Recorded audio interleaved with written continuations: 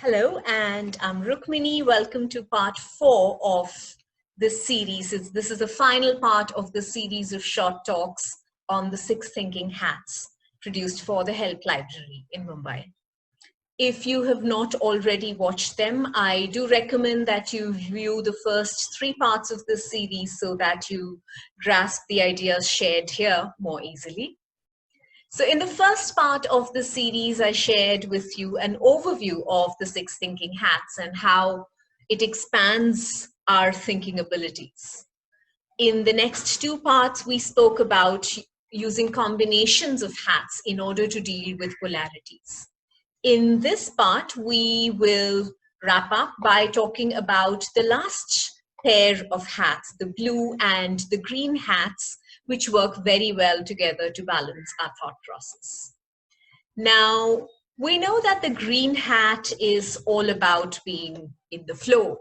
It's about looking at wildly creative ideas, being open to change, saying yes to life in many ways. The blue hat, on the other hand, is about control. It's about structure.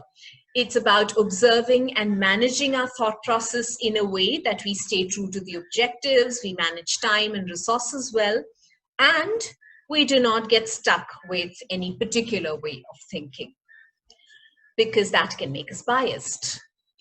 Edward de Bono has suggested that the green and the blue hats are opposites in the sense that while the green hat is full of energy and freedom to think in any direction, the blue hat is concerned with controlling and directing the thought process.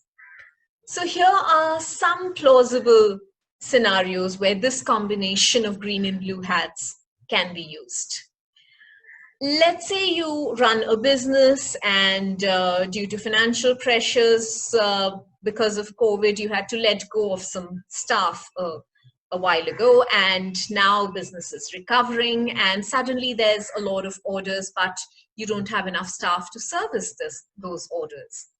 How do you be creative and at the same time deliver to your customers on time?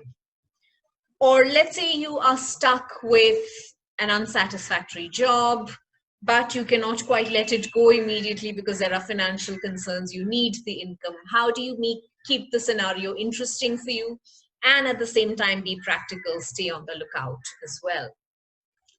Or let's say you've been unable to motivate yourself to exercise regularly because you prefer flow and ease, and an exercise regimen brings in too much regularity and you don't care for that. Or let's say you have to spend an evening at a party speaking with someone who's very different from who you are, and you find that challenging to stay engaged in a conversation like that. So I'm sure as you hear all of these examples, you can think of other scenarios as well where you can use the pair of green and blue hats to your advantage. Do share your experiences in the comments so that others can benefit from it too. And thank you for watching this series, and I hope that you find it useful.